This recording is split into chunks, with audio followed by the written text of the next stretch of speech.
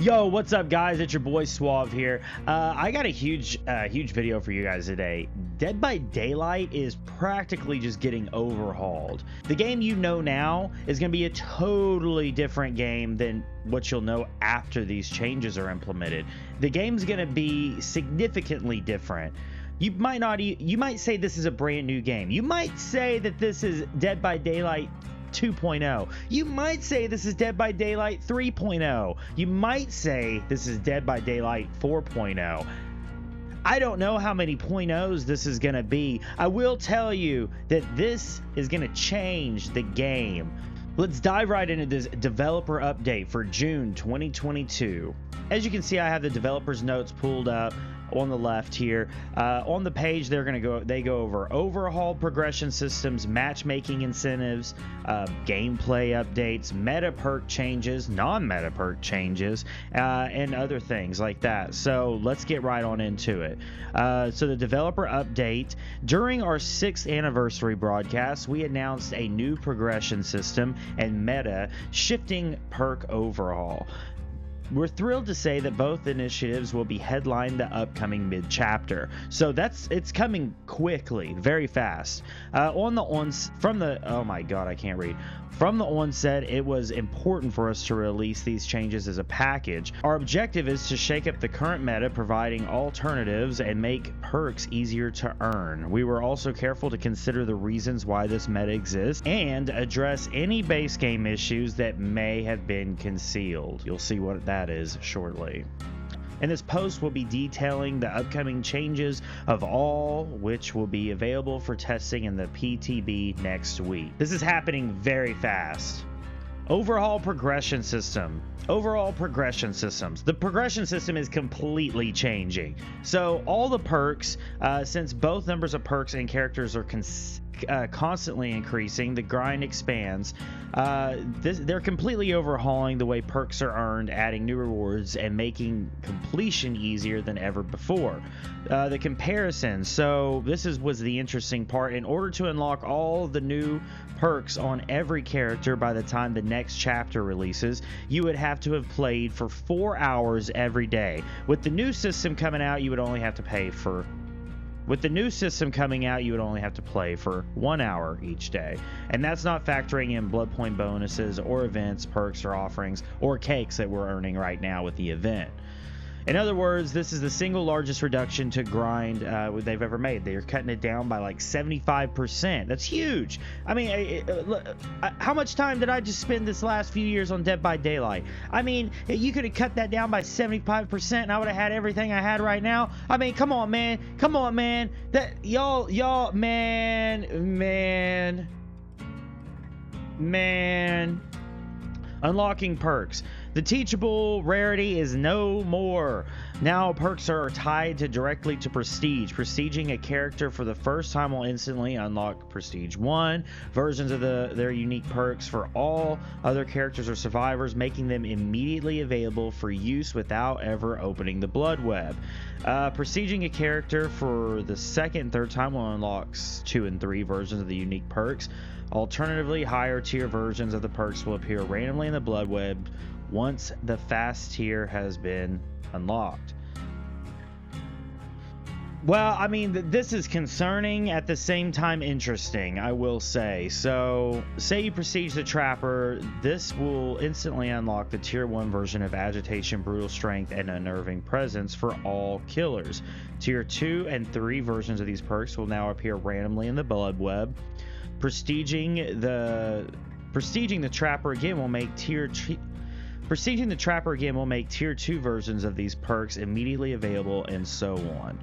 This way, you'll only need to earn perks once to use them on every character. The perk you've unlocked will be instantly available on any new characters as well, making them easier to pick up and play without a substantial blood point investment. Interesting. No more resets. Prestiging has always been a bit of dilemma. Do you give up everything for bragging rights, or do you keep what you have to minimize the grind? Now that prestiging is the main way to unlock perks, we want to make the choice clear. Prestiging a character no longer removes their perks, items, add-ons, and offerings. Perk slots will also remain unlocked after prestiging. With no reason not to prestige, prestiging a character is no longer optional. After reaching level 50, you'll receive a special blood web with only a single node. Purchasing this node will increase your prestige level and reset your character to level 1. So prestiging is automatically, just like in Call of Duty now. Okay. Expanding the prestige system. With the prestige now being the main way to progress, it no longer will be an incentive to have your characters maxed out at prestige 3. It only made sense to have a new way to recognize our most committed players, so we've increased the prestige limit to 100, but that would be more prestige levels be without rewards. But what would more prestige level be? But what would more prestige levels be without more rewards? Reaching prestige 4, 5, and 6 will now reward that character bloody prestige cosmetic, once again signifying those who went above and beyond. Now that prestiging for the first 3 times awards perks, it only made sense to move these higher. If you've already unlocked these cosmetics, don't worry, we won't be taking them from you. You've earned it. Okay. For the completionist, prestige 7, 8, and 9 will each grant one of the character's unique perks as a charm. We also wanted to highlight your dedication to your favorite characters, no matter how many times you prestige them. Once a trial is over, your prestige level will now be shown in the space previously occupied by grades. Those who spend millions of blood points stockpiling add-ons for your favorite character will now have a way of showcasing your hard work to the world. Okay, so this is what it looks like. 7, 7, 5, 6, and 8. Okay. Oh, wow. So we can figure out how cracked people are. Okay, so you kind of will know what at the end of the action now you'll know on the after action report just like how sweaty your lobbies are. There's a change coming to the Shrine of Secrets. Unlike before, where the Shrine of Secrets would offer teachable perks that then needed to be found in blood webs, the shrine will now allow you to purchase perks directly. Purchasing a perk through the Shrine of Secrets will make the Tier 1 version of it immediately available on all killers or survivors. Much like prestiging, subsequent tiers of that perk will also be appearing in the blood web. You may also purchase a perk again to increase its tier. That's interesting. Transitioning to the new system. With many spending hours transitioning to the new system. With many spending hundreds if not thousands of hours playing Dead by Daylight over the years, we want to make sure that everyone is rewarded fairly. When the system releases, we will be automatically rewarding existing players an appropriate number of prestige levels based on how many perk tiers they've unlocked. If you've leveled all your characters at 50 and focused on unlocking perks, your work won't be for nothing. Okay. Well, that'll be pretty awesome. It's also important that you don't lose anything when the system is updated. You will keep any perks and bloody prestige cosmetics that you already unlocked. Those who reach prestige 3 before the update will receive a special. Those who reach Prestige 3 before the update will receive a special prestige icon to recognize their achievements and commemorate the perks and add-ons they lost in the process. Okay. We'll be hosting a live stream soon to show the updated system in action and answer any questions you might have had on the PTB. We'll be hosting a live stream soon to show the updated system in action and answer any questions you might have had ahead of the PTB. Matchmaking incentives. Okay, so this is kind of big. This means that you might want to go ahead and Prestige 3 some of your. This means if you haven't Prestige 3 your characters yet, you might want to if you want this special icon. That's pretty huge. It's kind of an incentive to go ahead and prestige your character to get this icon, because future-wise, you're not going to have it. There's going to be a special icon just for select. This is going to be a special icon just for people who've prestige 3 their characters. We'll be hosting a live, yeah, okay. So the matchmaking incentives. Matchmaking has been a major focus over the past year, and we're maintaining that through year 7. Though many changes are planned to improve wait time and match quality, there are variables that we can't control through code. Chief among them is the distraction of people playing each role. If there's simply not enough people queuing for one role, the matchmaker's ability to create quality matches suffers. Being an asymmetric game, Dead by Daylight works best when there's roughly 4 survivors to each killer. If this 4-1 ratio deviates too far, the matchmaking time and quality will start to degrade.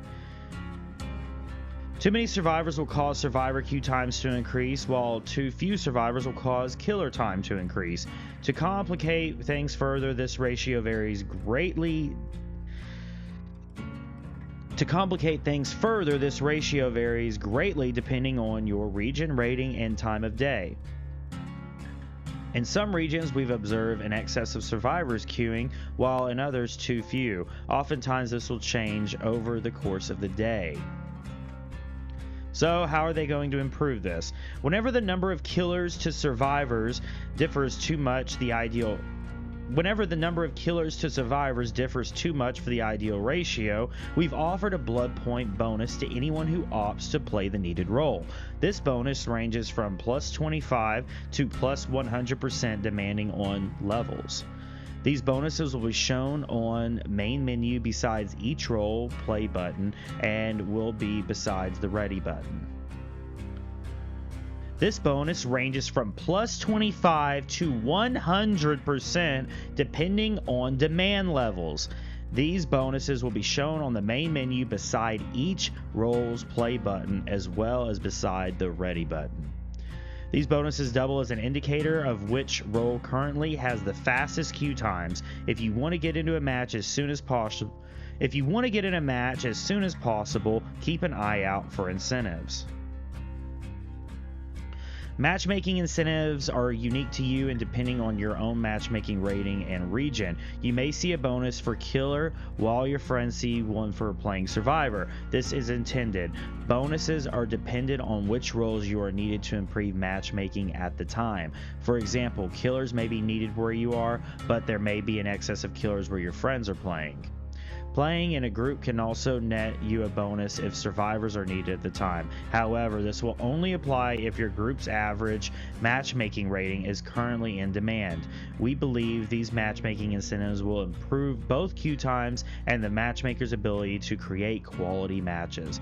Heads up, matchmaking incentives will be disabled if crossplay is turned off. As most players play with crossplay on, the system will be highly susceptible to manipulation, and switching roles would have a negligible effect on matchmaking. If you'd like to take advantage of these incentives, we strongly recommend turning on crossplay through the system's menu. Gameplay updates. Some of the most consistent feedback we've received centers around perk meta. A handful of perks have dominated usage rates.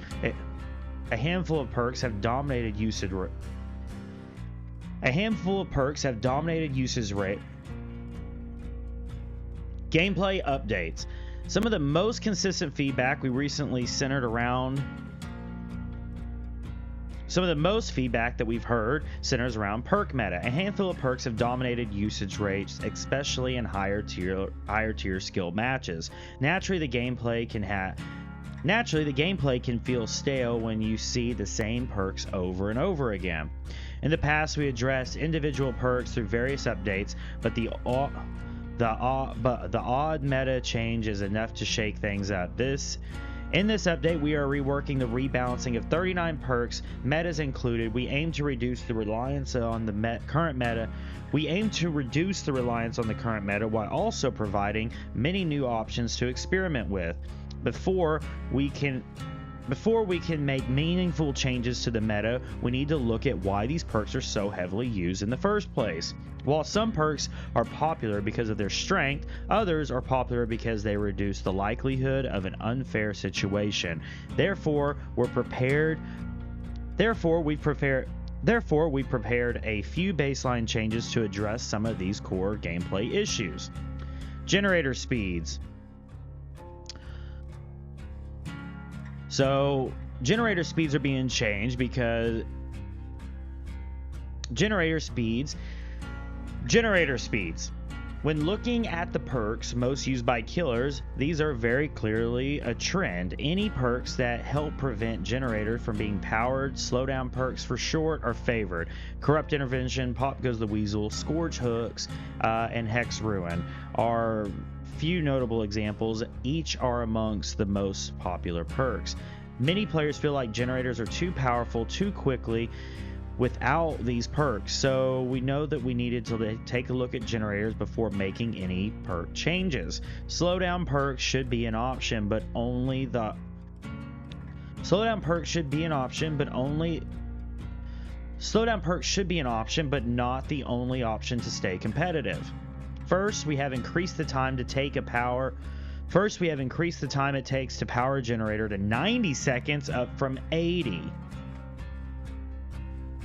We have increased the time it takes to power a generator from 90 seconds up to 80 seconds. Wait. First, we have increased the time it takes to power a generator to 90 seconds, up from 80 seconds. The time it takes to complete a generator hasn't been changed in a long time. The time it takes to complete a generator hasn't been changed in a long time, but it's clear that they are being powered quick. It's clear that they are being powered quicker than we'd like. By slowing them down slightly, we hope to give killers a bigger window to it. By slowing down generators, we hope to give killers a bigger window to interrupt survivors, particularly at the beginning of the trial. Second, kicking a generator will now instantly remove 2.5% of the maximum progression. Damn. This change makes kicking generators more meaningful, even if a survivor stops it from regressing shortly after. Additionally, survivors must now decide whether they should tap a generator to prevent regression, as this allows the killer to kick it again and knock it off even more regression. With these two changes, we hope to reduce the reliance on passive slowdown mechanics and promote increased interaction between killers and survivors. This is huge. So no more of that like weird interaction with you and the killer, or you and the survivor, where they go and tap it, you go kick it, and then they run away, and then they come back and tap it, and then you kick it, and then they run away, and then there's another little survivor over here that when you go out after that one comes and taps it, and then you guys are just in this like weird game of chess, you know? So no more of that, I guess. I mean, if you want to keep doing that, then now the progression is going to be like 0, dude. I'm just keep kicking this thing. General killer improvements. The average kill rate, how many survivors are killed each trial on average, are a little lower than we'd like. A sentiment echoed by many community members. To ensure the killer feels like an unstoppable force to be feared, we're making slight improvements to many aspects of killer gameplay. We reduced the time it takes to break walls and pallets by 10%, now 2.3 instead of previously 2.6. Generators can also be kicked 10% faster than before, now 1.8 when it was 2 seconds. While these changes may seem small, a fraction of a second can be the difference. While these changes seem small, a fraction of a second can be the difference between hitting a survivor and them reaching a pallet. Next, we've reduced the cooldown for successful basic attacks by 10%, now 2.7 seconds, previously 3 seconds, and reduced the duration of survivor speed boosts upon hit by 10%, now 1.8 seconds, and reduce the duration of the survivor's speed boost upon being hit by 10%. Moving forward, survivors will gain slightly less distance upon being hit, making it more difficult for them to run long distances to a safe area. Finally, we've tweaked Bloodlust to increase in power quicker than before. In most cases, Bloodlust does not activate, though there are rare cases where it is necessary. The long buildup often leaves killers in a bad spot, even if they eventually get hit. We are adjusting blood tiers to activate after 15, 25, 35 seconds of chasing rather than 15, 30, 45 seconds. As the first tiers of Bloodlust has not changed, it will be more prevalent in average chases, bearing in mind the general improvements above. We expect Bloodlust will become even more uncommon outside of exceptional circumstances. Though slight, these changes affect every killer and can have ramifications of the game. We will be watching closely to ensure that nothing gets out of hand. Camping and tunneling. I think this is about to be an interesting section that I think we're all gonna be curious about.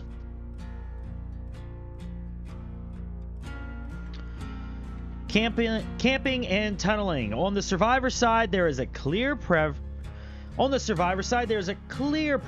for perks that grant a second chance, borrowed time, decisive strike, dead hard, and perks that naturally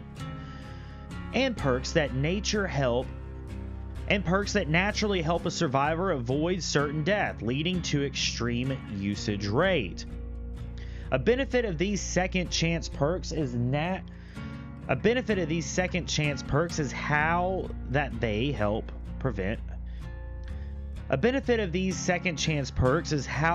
prevent unfair situations, namely being camped or tunneled out of the game, repeatedly being targeted after being unhooked, which sucks ass when you have TTV or YT in your name and the killer is just like, I hate street. Dick.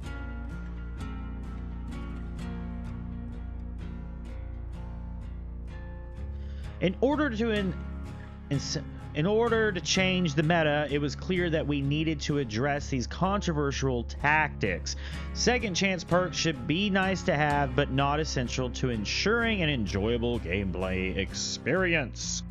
Moving forward, survivors receive a 5-second endurance effect after being unhooked. This gives the unhooked survivor an opportunity to reach a nearby window or pallet, or for other survivors to position themselves for a protection hit.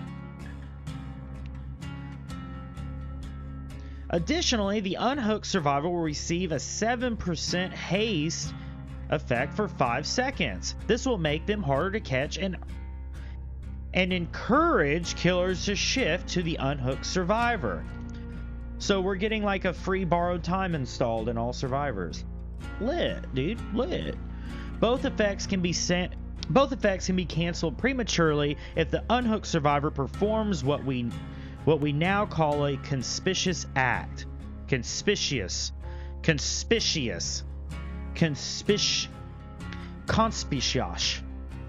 action. These are interactions other than being chased that would improve your chase. These are interactions other than being chased that would improve your chances of survival. This includes repairing a generator, healing yourself or others, blasting a totem, sabotaging a hook, unhooking survivors, and unhooking a goddamn gate. With these base changes, we hope survivors can switch up their perk loadouts without fear that camping and tunneling will cut their next match short. Okay. Okay. Huge changes here. Huge changes. Okay. I think they're going in the right direction. This is interesting. Meta perk changes. Okay. So we understand that many of you have grown attached to your favorite perks and loadouts. Unfortunately, shaking the meta inevitably leads to a few changes. Obviously, for survivors, Dead Hard Bar Time, Spine Chill, things like that are heavily used. For killers, it's obviously NOED, Barbecue and Chili, and Hex Ruin. Here's a beautiful graph to show like how much people are using, the number of matches. So obviously Dead Hard every survivor uses. Barbecue and Chili, things like that. That's every killer pretty much has Barbecue Chili on. And here's how they are changing Barbecue and Chili. Current effect: upon hooking a survivor, you gain a stack of blood points bonus for each unique survivor hooked. We do not want blood points. Wow, okay. So we will be removing the blood point bonus. While we understand this change may seem shocking, please keep in mind that this update reduces the grind by about 75% with matching incentives, providing an additional avenue for blood points. We will believe that this is a necessary step in making other aura reading perks more appealing, as blood point gain will no longer be the deciding factor. This is about to be heavy. I mean, just this is about to be heavy, guys. Let's all just take a small moment. Take a drink.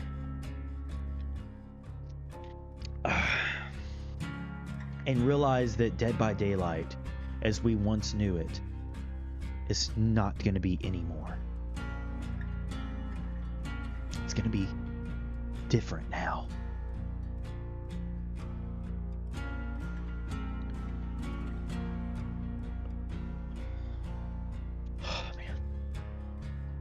Okay, I'm ready. Current effect. Generators regress automatically at an increased rate whenever a survivor is not working on them. Okay, what are we doing to Hex Ruin? Ruin, in line with other perks, are reducing the regression from 50, 75 to 100. Oh, so from 200 to 100. Wow. Reduce its power without destroying its primary appeal. This will reduce its power without destroying its primary appeal. After a survivor is killed, Hex Ruin will automatically deactivate.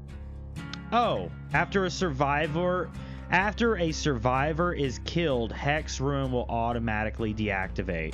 The perk's practically useless. It's practically useless. Pop goes the weasel. As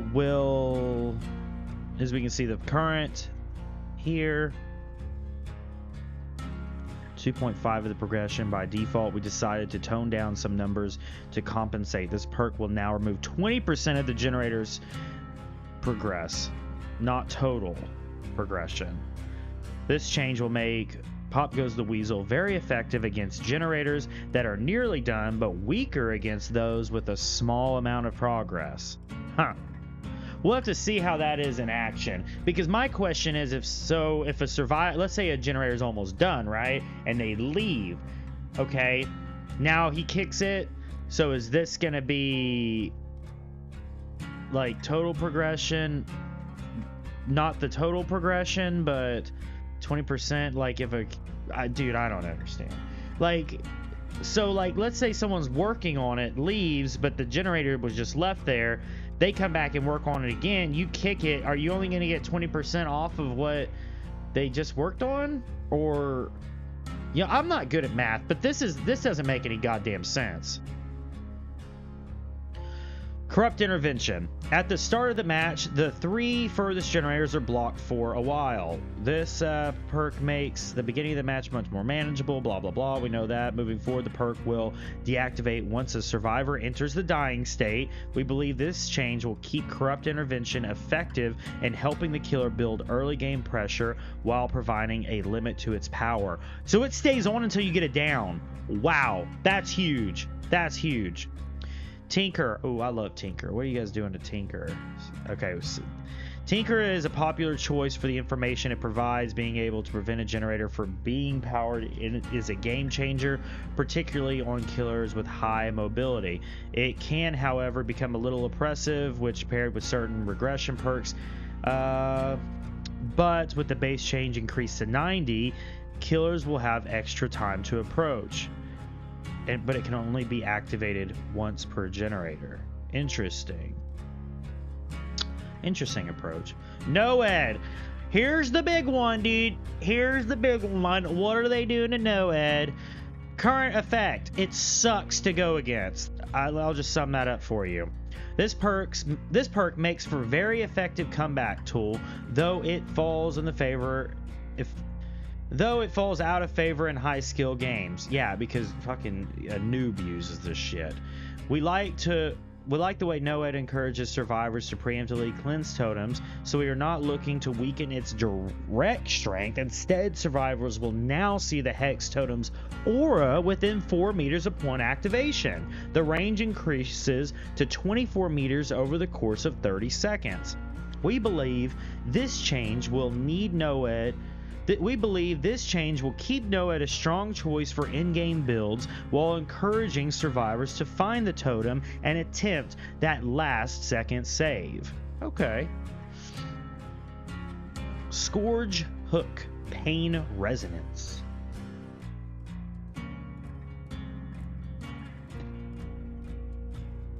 Scourge Hook, Pain Resonance. Current effect: upon hooking a survivor on a Scourge Hook, the generator with the most progress explodes, notifying the killer, and instantly loses a large chunk of the progression. The recent addition to the meta, Pain Resonance, allows the killer to remove a sizable chunk from that most progressed generator simply by hooking a survivor. A loud noise notification allows the killer to disrupt the survivor before they can continue repairing, a jack of all trades of sorts, granting both a powerful regression effect and crucial information. With that in mind, we are removing the loud noise notification. Instead of exploding, the effective generator will now spark upon losing progression, and survivors will no longer scream. We believe this effect will ensure Pain Resonance remains a strong regression perk while limiting its informational aspects. So pretty much just removing the information altogether.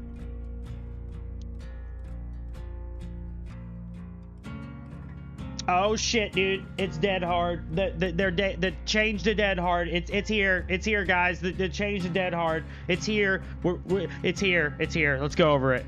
Currently, fucking the shit, and it helps you not get fucking killed. Dead hard is by far the most used perk by survivors, and it's easy to see why. In the right hands, it acts like a third health state, allowing a survivor to escape a situation where they would otherwise go down. There are two main ways Dead Hard is used: to dodge a hit and for distance to get a nearby pallet or window. In the latter case, there's not much a killer can do. Therefore, Dead Hard will now provide the endurance effect for 1 second when activated. If you time it right, you'll prevent the hit and gain a movement speed boost. This will prevent dead harding for distance and make it solely used to dodge hits, which killers can anticipate and even bait accordingly. Yeah, this is huge. So dead hard is changing. The dash is gone. So your dash, your little dead hard dash, your little dead hard thing, literally the thing that's in the goddamn picture, you're not doing anymore. You're just getting a speed boost and you're getting the endurance. You're getting a speed boost and you're getting the endurance status effect. So in that second, killer hits you get the white ore on you, like when you have borrowed time. So I mean, it literally, I don't know. Dead hard is not the same. I'll say that. I don't know if it's nerfed into the ground. I think it can still be useful, but it definitely is not the same, and it sucks. But at the same time, there's give and takes, I guess, in this update for both killers and survivors, it seems. So this is huge. The dead hard change is huge. Humongo. Decisive Strike. Current effect after being unhooked. Decisive strike, which we all know can be used in clutch situations. One of Decisive Strike's main appeal is it is effective at preventing tunneling. In light of the upcoming base game changes, we expect Decisive Strike to drop in usage slightly. For the most part, we find the perk to be healthy for the game and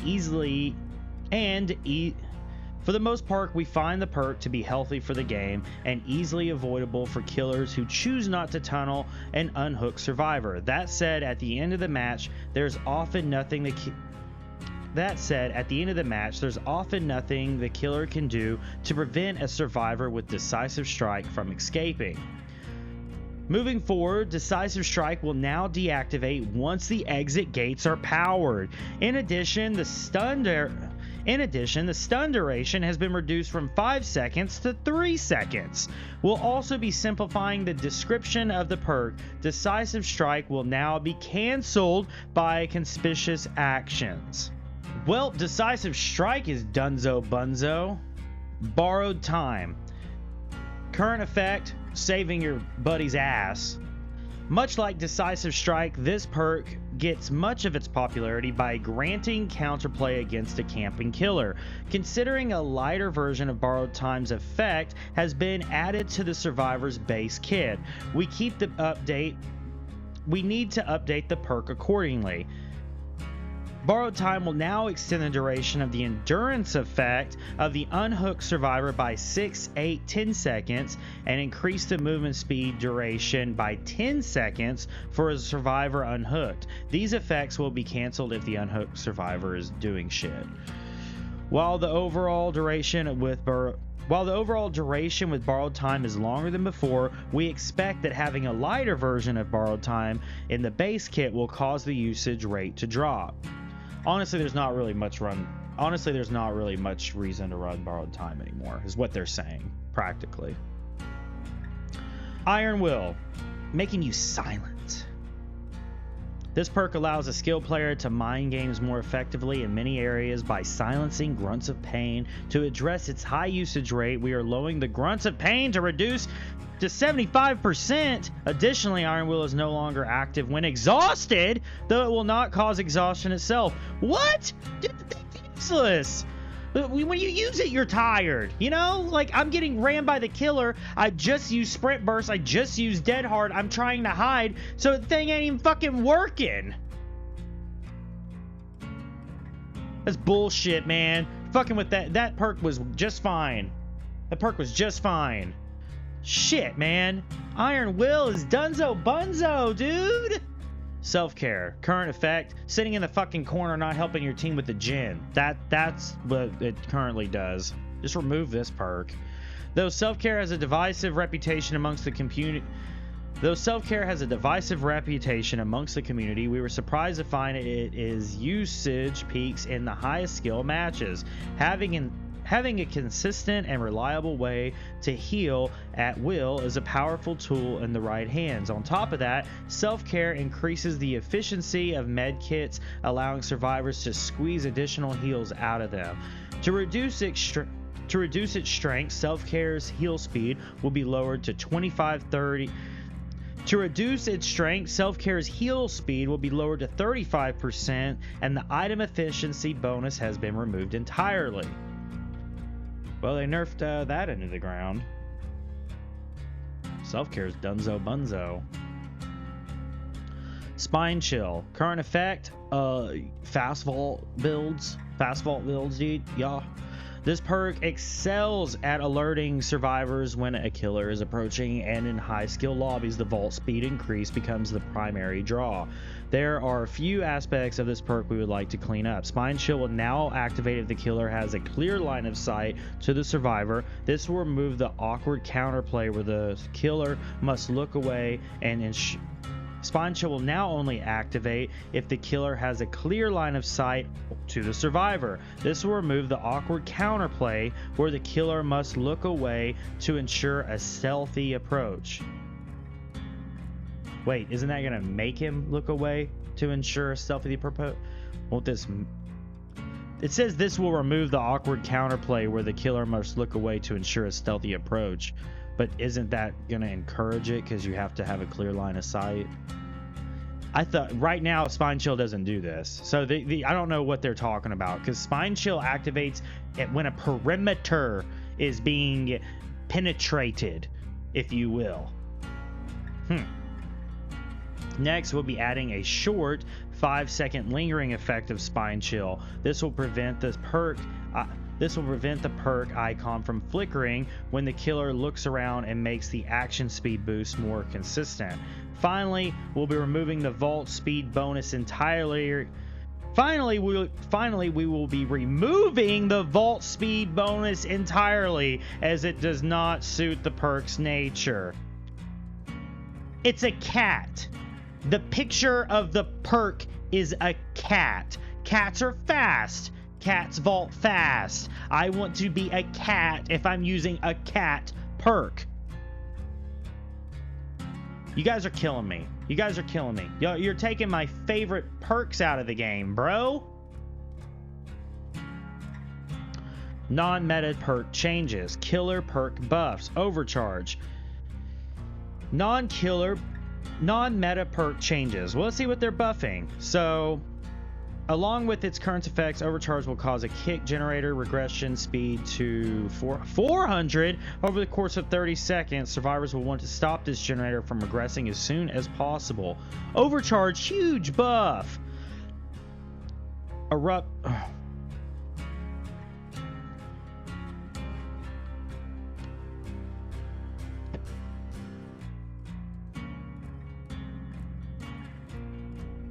Eruption release with fairly safe numbers, but upon reflection, we're comfortable with increasing them. We have upped the generator regression penalty to 10% as the duration of the incapacitated effect to 15, 20, 25 seconds. Ugh. Knockout. Those of you who like to leave survivors on the ground can have a little more peace of mind. In addition to its current effect, Knockout will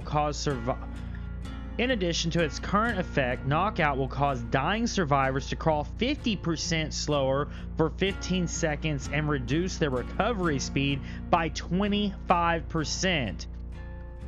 Slugging OP now, bro. Slugging OP.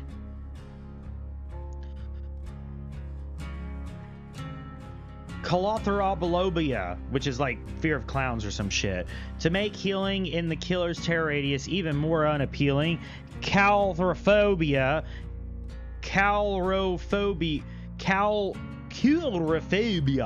will now increase the speed of skill checks by 50% on top of its current effect.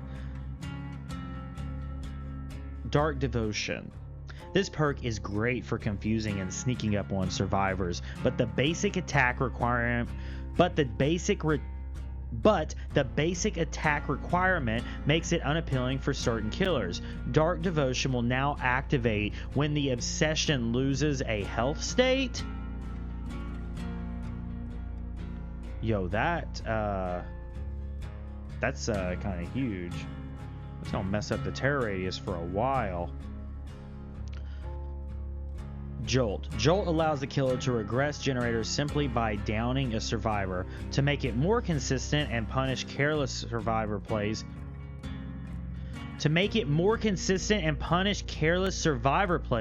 we have removed the cooldown? Oh my god. Literally, Jolt, Knockout, and Overcharge are about to be the best builds. Lethal Pursuer, so you like aura reading, huh? On top of the existing effect, Lethal Pursuer will now extend the duration of all reading abilities by 2 seconds, so it's not deactivated at the beginning of the game no more. It's gonna have a great effect throughout the whole game. Wow. Okay, lit. Scourge Hook, Gift of Pain. This perk, also shipped with safe numbers, will be increasing the action speed penalty to 10, 13, and 16. Thanatophobia. Another quick one, we are increasing the action speed penalty to 4.5 to 5.5 per survivor for a maximum of 22 per survivor. Oh my god. Oh my god, Than, what? Huge buff for Than. From 5% to 22% on the tier 3 perk. Scourge Hook, Monster's Shrine. Long have we waited. Monster's Shrine has received a rework. This perk will now convert all basement hooks to Scourge Hooks. Additionally, Scourge Hooks will now grant 20% faster entity progression, but only if the killer is not within 24 meters. Wow, Raggy. Wow, Raggy. Oh, whoa, dude. Whoa, we're killing survivors fast now, man. Survivor perk buffs. Calm Spirit. In addition to Calm Spirit's current effects, you can now open chests and cleanse and bless totems silent and 30% reduced speeds. Okay. After months of studying, Saboteur can now identify Scourge Hooks. Their auras are shown in yellow when a survivor is being carried. Use this information to your advantage to prevent Scourge Hook perks from being activated.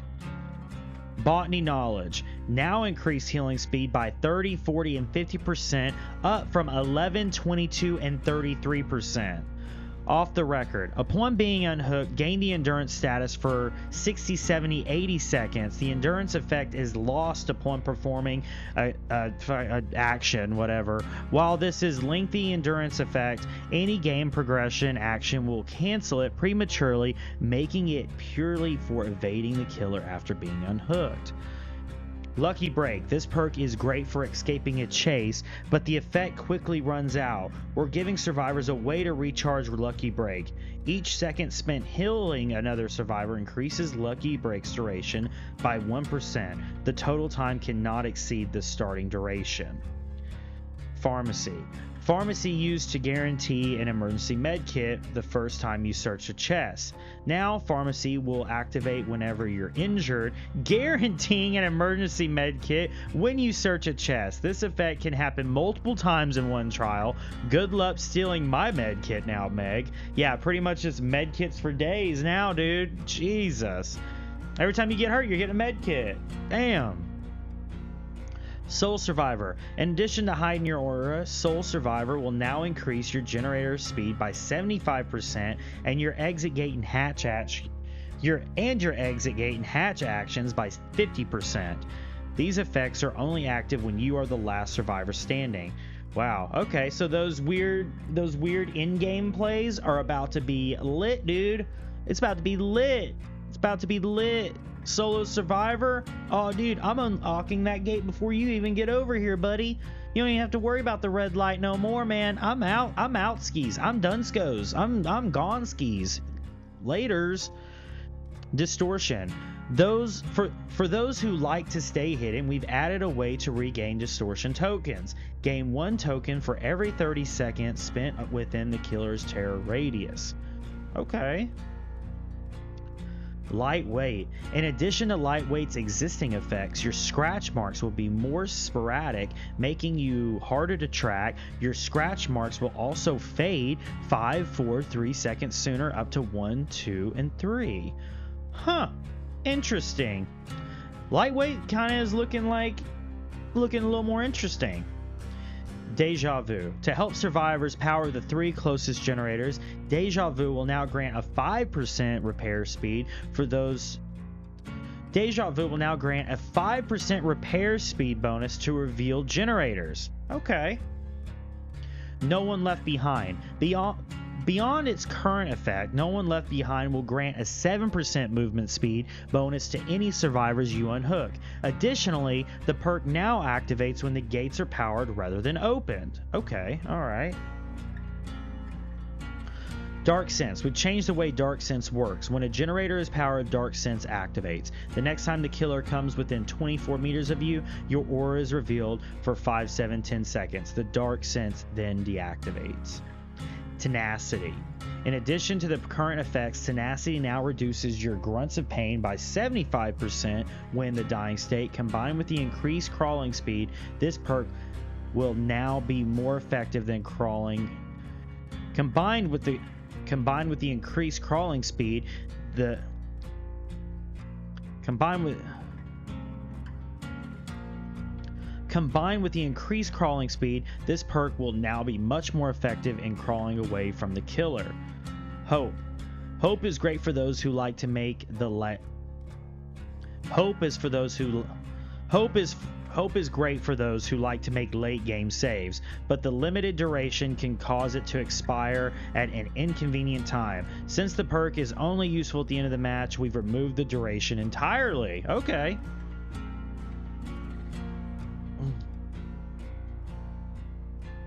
Overzealous. In the current state, cleansing a totem grants you a repair speed bonus of 6, 7, 8. Now that bonus doubles if you cleanse a hex totem. Oh, lit, dude. We're gonna live forever. Much like barbecue and chili, this perk focuses a massive blood point bonus. Much like barbecue and chili, this perk features a massive blood point bonus. We do not want blood points to dictate which perks are used, so we're going to remove the blood point bonus from We're Gonna Live Forever. This change will release at the same time as the regression overhaul, which is expected to cut the grind by about 75%. Additionally, actions that previously granted a token will now activate the perk's secondary effect. While active, healing a survivor from the dying state grants them endurance for 6, 8, 10 seconds. While active, healing a survivor from the dying state grants them the endurance effect for 10 seconds. The secondary effect of We're Gonna Live Forever then deactivates. We're Gonna Live Forever sounds like it's gonna be kind of a lit perk to use. That's gonna be huge. Well, that's the changes to Dead by Daylight, guys. I know that was a long video, and I know that was a lot of information, but literally, we are practically going to be playing a new video game when this drops. Dead by Daylight, as we once knew it, is gonzo bonzo. It's laters. It's dunzos. It's bye-byes. So, a lot of new content to be made, and a lot of new experiences to be had. So, yeah. Sad but exciting? I don't know. I'm kind of torn. Anyways, let me know y'all's thoughts. Let me know what you think about these changes. Let me know what you think is going to be the new meta, if there is going to be a meta, and let me know what your thoughts are in general, and let me know your thoughts in general on what perks you're going to be running. What's going to be the ones that you're going to be gravitating to? What's going to be your new loadout? I need to know these things. What is on y'all's minds?